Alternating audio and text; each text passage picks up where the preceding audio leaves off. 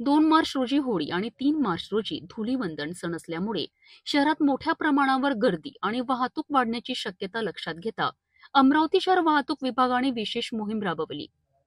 Police आयुक्त आणि police उपायुक्त यांच्या मार्गदर्शनाखाली तसेच सहपोलीस आयुक्त संजय खताळे यांच्या सूचनेनुसार राजापेठ, गाडगेनगर आणि फ्रेजरपुरा वाहतूक विभागाकडनं आपल्या कार्यक्षेत्रात विशेष नाकाबंदी करण्यात आली.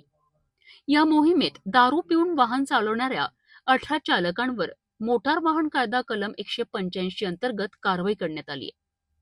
ट्रिपल सीट वाहन चालवणाऱ्या 373 चालकांवर कलम 128, 194 अंतर्गत कारवाई करण्यात आली. तर मॉडिफाय सायलेन्सर वापरणाऱ्या 2 वाहनांवर कलम 198 अंतर्गत कारवाई. वाहन चालविताना मोबाईल फोनचा वापर करणाऱ्या 31 चालकांवर कलम 184 अंतर्गत कारवाई.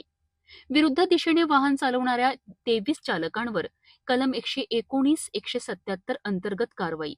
तसेच इतर विविध नियमांचे उल्लंघन करणाऱ्या 262 वाहनांवर कारवाई करण्यात आली आहे.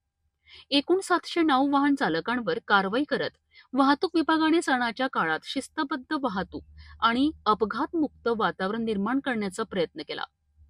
वाहतूक विभागाच्या वतीने सर्व वाहनधारकांना आवाहन करण्यात आले आहे की हेल्मेट आणि सीट बेल्टचा नियमित वापर करावा, वाहतूक चिन्हांचे पालन करावे आणि मोटार वाहन कायद्याचा सन्मान राखावा.